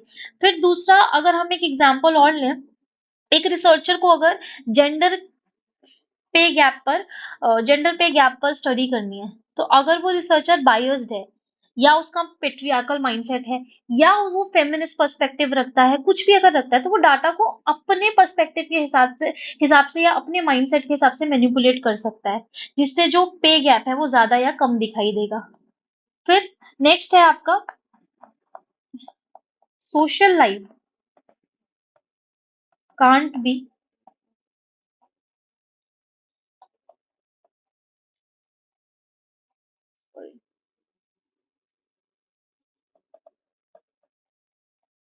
लेबोरेटराइज्ड। मतलब सोशल लाइफ को लैब में स्टडी करना मुश्किल है, क्योंकि ह्यूमन बिहेवियर अनप्रेडिक्टेबल होता है। रियल लाइफ सिचुएशन को एक्यूरेटली प्रेजेंट कर ही नहीं सकते आप लैब में। अगर आप स्कूल क्लासरूम में बच्चे कैसे इंटरैक्ट कर रहे हैं ये जानना चाहते हैं, तो वो बिल्कुल, अगर आप उनको लैब में बिठा दोगे तो वो बिल्कुल अलग होगा। अगर आप लैब सेटिंग में उनका इंटरैक्शन जज करेंगे, तो टीचर के mood, classroom atmosphere, real peer dynamics, इन सबको कंसिडर ही नहीं कर पाओगे। तो सोशल लाइफ को आप लैब, क्योंकि आप साइंस को लैब में पढ़ सकते हो, लेकिन आप सोशल लाइफ को लैब में नहीं पढ़ सकते। फिर उसके बाद पांचवा पॉइंट है थॉमस कुन्स पैराडाइम थ्योरी। तो यहाँ पर कून कहते हैं कि नेचुरल साइंसेज एक डोमिनेंट पैराडाइम के अंदर काम करती है, लेकिन सोशियोलॉजी में मल्टीपल पैराडाइम्स होते हैं। ये कहते हैं, जैसे एग्जांपल, फिजिक्स में अगर आप ऑप्टिक्स स्टडी कर रहे हो, तो आप सिर्फ न्यूटोनियन फिजिक्स के रूल्स को फॉलो करेंगे, लेकिन सोशियोलॉजी में जब आप रिलीजन पढ़ोगे, रिलीजन की स्टडी करोगे, तो आप मल्टीपल पैराडाइम पे फोकस करोगे। आप इसको मार्क्सिस्ट व्यू से भी देखोगे, आप इसको डर्कहाइम के व्यू से भी देखोगे, आप इसको वेबर के पॉइंट ऑफ व्यू से भी देखोगे, तो अलग अलग पर्सपेक्टिव से आप इसको पढ़ोगे। जबकि अगर हम नेचुरल साइंसेस के बारे में देखें, तो वहां पर एक ही डोमिनेंट पैराडाइम होता है। पैराडाइम मतलब किसी भी चीज को देखने का नजरिया। यहाँ पर हम रिलीजन को अलग अलग नजरिए से देख सकते हैं, सोशियोलॉजी में मार्क्सिस्ट, durkheim, वेबरियन। लेकिन नेचुरल साइंसेस में जब आप देखोगे, ये एग्जांपल अगर हम लेंगे, अगर आप ऑप्टिक्स को स्टडी कर रहे हो, तो वहां पर आप न्यूटोनियन फिजिक्स के रूल्स को ही फॉलो कर पाओगे। तो एक डोमिनेंट पैराडाइम ही आप वहां पर फॉलो कर पाएंगे, ठीक है। या अगर आप दूसरा एग्जाम्पल देखो, अगर आप एक फैक्ट्री के लेबर रिलेशन स्टडी कर रहे हो, तो सोशियोलॉजी आपको मार्क्सिस्ट या कैपिटलिस्ट पॉइंट ऑफ व्यू दे सकती है, लेकिन फिजिक्स आपको एक डोमिनेंट थ्योरी को ही फॉलो करने को कहेगी। या जब आप सोशल इनइक्वालिटी पढ़ रहे हो, तो सोशल इनइक्वालिटी पढ़ स्टडी करते हुए आप अलग अलग पैराडाइम्स को फॉलो कर सकते हैं। पैराडाइम मतलब नजरिया, अलग अलग नजरिए को फॉलो कर सकते हो। फंक्शनलिज्म थ्योरी से उसको पढ़ सकते हो, कॉन्फ्लिक्ट थ्योरी से उसे पढ़ सकते हो, सिंबॉलिक इंटरैक्शनिज्म के थ्रू हम सोशल इनइक्वालिटी को पढ़ सकते हैं। लेकिन जब हम नेचुरल साइंसेस की बात करते हैं, तो वो सिर्फ एक ही पैराडाइम को फॉलो करता है, ठीक है। फिर उसके बाद आता है कार्ल पॉपर्स फॉल्सिफिकेशन थ्योरी। अब कार्ल पॉपर कहते हैं साइंटिफिक मेथड्स प्रिडिक्टेबल होते हैं, तो आपको क्या करना चाहिए, फॉल्सिफिकेशन को प्रमोट करना चाहिए। जब आप अपने किसी भी चीज को, जब रिसर्चर फॉल्सिफाई करने की कोशिश करेगा, तो उससे इनोवेशन आएगी। फॉर एग्जाम्पल, अगर एक डॉक्टर प्रिडिक्ट करता है कि उसकी मेडिसिन हर किसी के फीवर को क्योर कर सकती है, तो वो बस पॉजिटिव रिजल्ट्स देखना चाहेगा। लेकिन अगर वो उसे फॉल्सिफाई करेगा, लेकिन फॉल्सिफिकेशन का यूज करके वो ये भी प्रूव कर देगा कि मेडिसिन, वो ये प्रूव करने की कोशिश करेगा कि मेडिसिन कुछ लोगों पर काम नहीं कर रही है, तो उससे क्या हो रहा है, इनोवेशन हो रहा है, तो वो फिर दूसरी मेडिसिन पे वर्क करेगा। तो अपनी कोई भी थ्योरी है, कुछ भी है, उसको फॉल्सिफाई करने की कोशिश करनी चाहिए, ठीक है। तो फॉल्सिफिकेशन की बात करते हैं, ये एडवोकेटेड फॉर फॉल्सिफिकेशन। फॉल्सिफिकेशन से आपका इनोवेशन आता है। फिर पॉल फेराबिन्स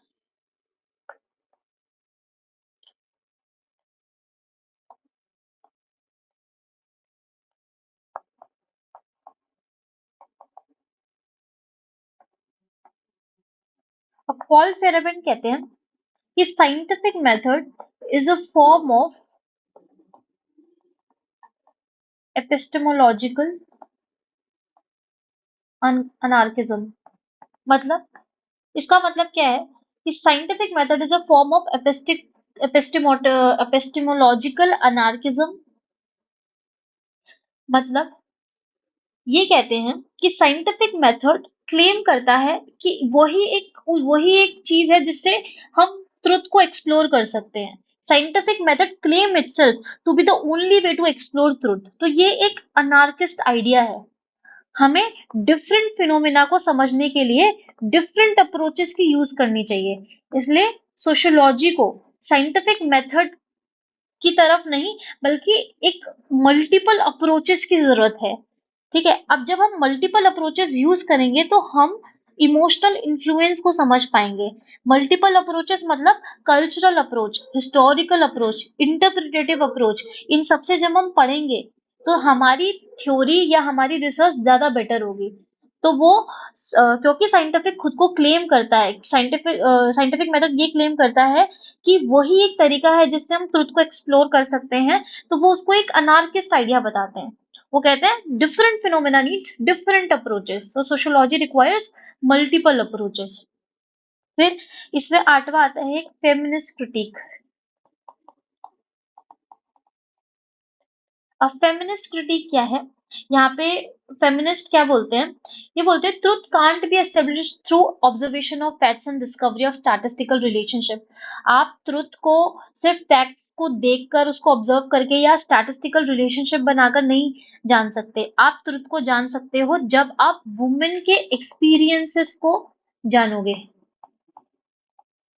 ठीक है, तो ये कहते हैं कि वुमेन के एक्सपीरियंसेस को जानो। अगर आप ये जानोगे तो सोशियोलॉजी ज्यादा इंक्लूसिव और ऑब्जेक्टिव बन सकती है।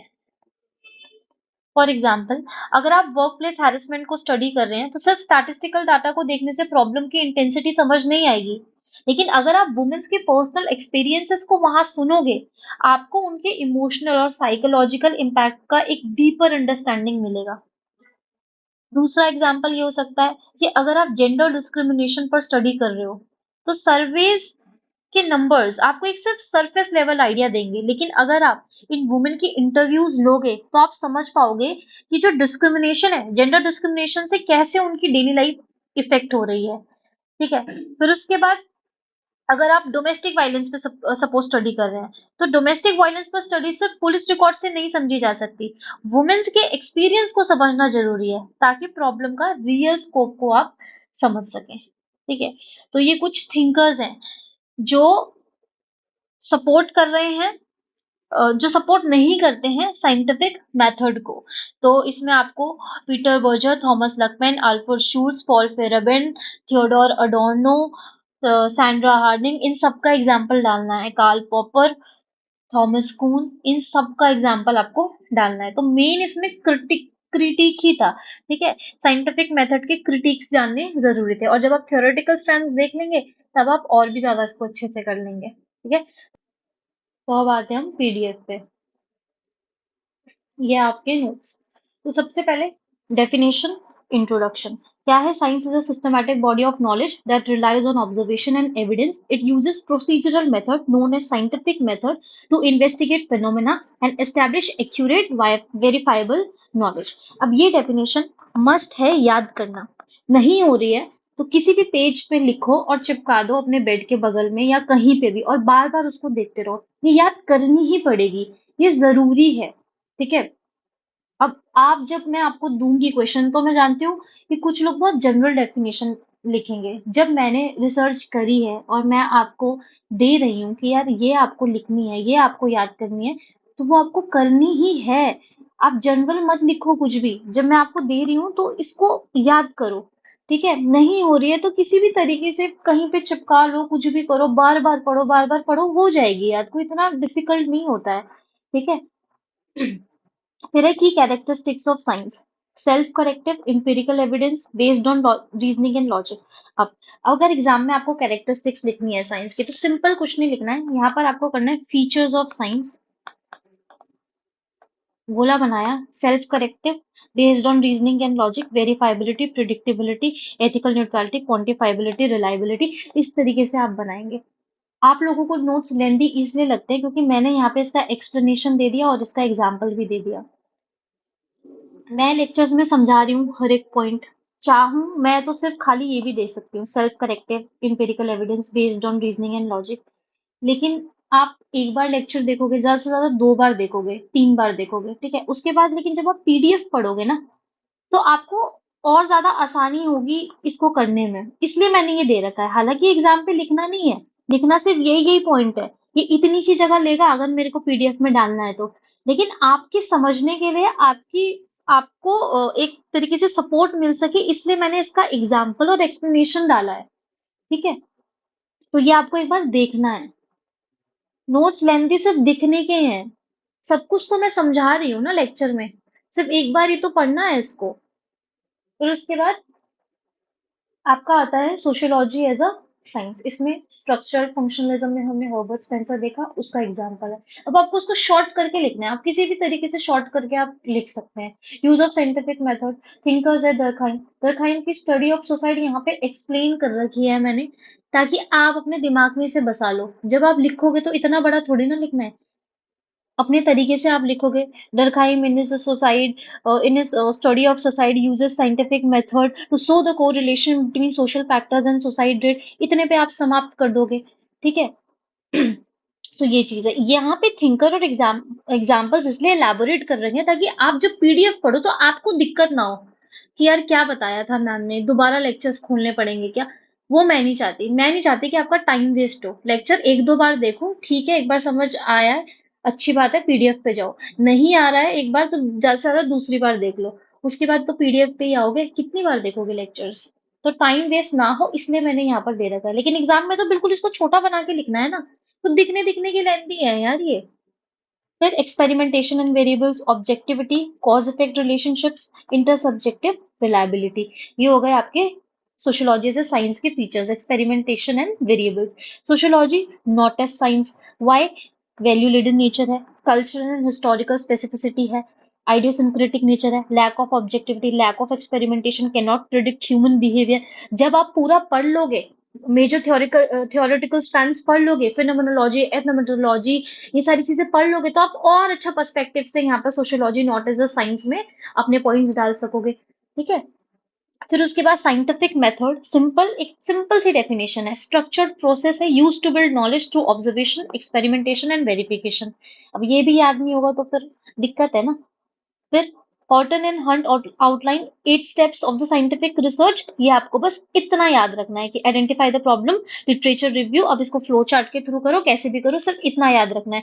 जो मैंने एग्जांपल्स आपको समझाए हैं वो अपने दिमाग में रखने हैं, उससे आपको इसका मतलब समझ आ जाएगा, ठीक है। अब आगे हम डिटेल में जो भी हाइपोथेसिस क्या होता है, नोमोथेटिक, इडियोग्राफिक क्या होता है, ये सब हम आगे देखेंगे रिसर्च एनालिसिस वाले मेथड पे। लेकिन इसमें जितना जरूरी है वो मैंने आपको समझाया है।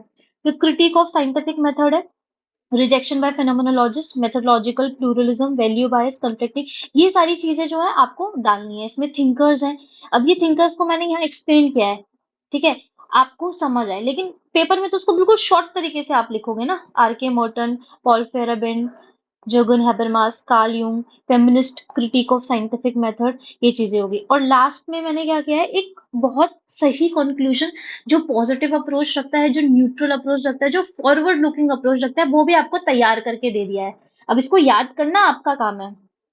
क्या लिखोगे, sociology explores complexity of human behaviour with which strict scientific methods may not fully capture. While these methods offer structure and reliability, they fall short in addressing the subjective and cultural aspects of social life. Thinkers like Karl Popper and Paul Feyerabend advocate for methodological pluralism, suggesting that sociology should utilize a mix of scientific and interpretative approaches. This combination allows for a deeper understanding of society, balancing objectivity with richness of human experience, ensuring that sociology remains a dynamic and insightful discipline. इसको पढ़ने के बाद आपको इसका एक major crux या एक major essence समझ आ गया होगा। इसको आप अपनी लैंग्वेज में जब भी आप कंक्लूजन करेंगे, सोशियोलॉजी से साइंस या सोशियोलॉजी में साइंटिफिक मेथड यूज होता है कि नहीं होता है, तो इसको समझ लिया आपने, एक अपने तरीके से, मैं ये नहीं कह रही एग्जैक्ट यही लैंग्वेज डालो, अपने तरीके से जो आपको अच्छा लगता है, एक वर्ड का आप इसमें ट्विस्ट कर सकते हो, ठीक है, उस हिसाब से आप लिखो। इजी लैंग्वेज में भी आप लिख सकते हो, बट न्यूट्रल फॉरवर्ड लुकिंग होना चाहिए कंक्लूजन, ठीक है। अब ये क्वेश्चंस है। What are the characteristics of scientific method? Do you think scientific method in conducting sociological research is foolproof? Describe basic postulates. अब मुझे ये बताओ, ये तीनों क्वेश्चंस आप कर पाओगे कि नहीं कर पाओगे? सब कुछ आपके आगे है। कैरेक्टरिस्टिक ऑफ साइंटिफिक मेथड में मैंने आपको साइंस का कैरेक्टरिस्टिक बताया, वही यहाँ पे आपको इंक्लूड कर देना है। उससे पहले आपको साइंटिफिक मेथड को डिफाइन कर देना है। Do you think that scientific method in conducting sociological research is full proof? इसमें आपको डालना है कि साइंस में अगर हम यूज करेंगे तो क्या उसके एडवांटेजेस हैं, और अगर हम नहीं यूज करते तो क्या प्रॉब्लम है, ठीक है। उसके बाद इलेबोरेट, इसी चीज को आपको एलैबोरेट करना है और कंक्लूजन देना है एक। फिर describe the basic postulates of scientific method. तो पोस्टुलेट्स मतलब यहाँ पर आप इसके स्टेप्स डालेंगे और इसके फीचर्स डालेंगे। How far are these followed in sociological research? तो आप डालेंगे कि एम्पिरिक अब यूज हो रहा है, डर्कहाइम की सुसाइड की स्टडी में हम देखते हैं, ठीक है। अगस्त कॉम्ट, हर्बर्ट स्पेंसर का आप एग्जांपल देंगे, स्ट्रक्चरल फंक्शनलिज्म वाला, ये सारी चीजें आप इंक्लूड करेंगे। इस सोशियोलॉजी या science give reason for your answer, तो डायरेक्ट पीडीएफ में ही है। बाकी क्वेश्चंस अगर बाकी जो पॉइंट्स है वो नहीं भी है ना, तो उसका कंटेंट यही है, इसी को आपको अपनी लैंग्वेज में बनाकर एक ट्विस्ट करके आंसर में डालना है। साइंस के फीचर्स और साइंटिफिक मेथड कि अगर हम फीचर्स देखें या कैरेक्टरिस्टिक देखें तो बहुत कोई अलग नहीं है। साइंटिफिक मेथड भी ऑब्जेक्टिविटी पे फोकस करता है, एम्पिरिसिज्म पे फोकस करता है, बस उसको बना के लिखने का तरीका अलग होगा, कंटेंट यही रहेगा, ठीक है। अब आते हैं माइंड मैप पे। तो सबसे पहले साइंस। साइंस की definition, systematic body of knowledge based on observation and evidence. अब देखो, एक चीज है कि more effort while remembering there will be the better memory. जितना आप ज्यादा एफर्ट लगाओगे याद करने में, उतनी बेटर आपकी मेमोरी रहेगी। अगर आप इजी लर्निंग करोगे, चलते फिरते करोगे, तो उतना ही खराब आपकी मेमोरी होगी। जैसे मैं आपको ये करवा रही हूँ, मैं आपको ये करवा रही हूँ, मैंने आपको स्टार्टिंग में ही बोला कि इम्पोर्टेंट है ये चैप्टर, एक पेज लेके बैठो, ठीक है, लेकिन आप खाना खाते हुए मेरी वीडियो देख रहे हो, तो ऑब्वियसली एक दिन तक याद रहेगा, 2 दिन तक रहेगा, तीसरे दिन भूल जाओगे। लेकिन जो मैं बोल रही हूँ लिखते रहोगे ना, साथ साथ स्क्रिबल करते रहोगे कुछ ना कुछ, तो वो जरूर याद रहेगा। रिवीजन करना होगा, एक्टिव रिकॉल करना होगा, इसी से आपकी मेमोरी ज्यादा अच्छी रहेगी। जितना आप ज्यादा एफर्ट डालोगे किसी भी चीज को याद करने में, उतना ज्यादा वो देर तक आपको याद रहेगा, ठीक है। नहीं तो अगर पैसे भी करना है तो फिर मत ही देखो ना वीडियो, मत ही पढ़ो, फिर छोड़ दो यूपीएससी, क्योंकि याद तो रहने वाला है नहीं। परेशान होगे, एंजाइटी होगा, स्ट्रेस होगा, बेकार में डिप्रेशन वाली फीलिंग आएगी। जब पढ़ रहे हो, सोचा है, निकालना है, तो ढंग से पढ़ो, नहीं तो मत पढ़ो। एहसान कर रहे हो फिर तो तुम अपने ऊपर, ठीक है। तो ये हो गया साइंस। फिर characteristics, simple, self corrective, empirical evidence, reasoning and logic, objectivity, verifiability, predictability, ethical neutrality, quantifiability, reliability. अब ये माइंड मैप का यूज कैसे करोगे? यहाँ पे लिखा है साइंस, तो बस इसको छुपा दो। अब साइंस में क्या पढ़ा था? साइंस की डेफिनेशन पढ़ी थी, तो साइंस की डेफिनेशन पढ़ी थी तो उसको रिमेम्बर, तुम्हें सोचना है उसको कि क्या था, बिना ऐसे देखे तो तुम याद करने की कोशिश करोगे कि साइंस की ये थी। नहीं याद आ रही है तो फिर एक बार देख लोगे कि अच्छा ये था, systematic body of knowledge based on observation and evidence. बस ये चीज आपको करनी है। कैरेक्टरिस्टिक्स आपको, नेक्स्ट पॉइंट है कैरेक्टरिस्टिक, तो फिर आपको याद करना है कि कैरेक्टरिस्टिक्स में आपने क्या पढ़ा था। आपको वो पॉइंट्स याद करने, एक दो पॉइंट्स आप भूलोगे वो आप यहाँ से देख लोगे, ठीक है। तो इसका यूज करना है, इसलिए दे रहे हैं, मेहनत लग रही है इसे बनाने में। 2 दिन में एक लेक्चर्स में दे रही हूँ, मैं मानती हूँ कि थोड़ा आप लोगों को होगा कि रोज मैं दूं, जल्दी जल्दी दूं, लेकिन मेहनत लग रही है इसमें ना, तो क्वालिटी दे रही हूँ ना मैं। फिर सोशियोलॉजी एज अ साइंस। तो सोशियोलॉजी एज अ साइंस में स्ट्रक्चरल फंक्शनलिज्म, यहाँ पे मैंने आपको निमोनिक भी याद कराया था। इवन मैं आपको निमोनिक भी दे रही हूँ याद करने के लिए कि आप इसको इस निमोनिक से याद कर सकते हैं। अब आप क्या क्या चाहिए यार आपको, ठीक है। तो यहाँ पे थिंकर है, example, use of scientific method, experimentation and variables, फिर objectivity, cause effect relationship, inter subject reliability. यहाँ पे थिंकर्स और इसके एग्जाम्पल्स हैं। फिर sociology critique as a science, क्यों? क्योंकि ये वैल्यू लिडन है, कल्चरल एंड हिस्टोरिकल स्पेसिफिसिटी होती है, आइडोसिंक्रेटिक नेचर है, lack of objectivity, experimentation, unpredictability of human behaviour, inaccurate measurement. फिर उसके बाद साइंटिफिक मेथड क्या होते हैं, ये 8 स्टेप्स हैं, ये रट जाने हैं बिल्कुल। ठीक है, फिर क्रिटिक में आपको ये पर्सपेक्टिव तो याद रखना ही है। जब आप बी पार्ट कर लोगे इस चैप्टर का, जब आप थिंकर्स कर लोगे तो और ज्यादा क्रिटिक आप डाल सकते हो सकता है मेरे से भी ज्यादा अच्छा क्रिटिक्स डाल दो। ठीक है, तो ये चीजें हैं।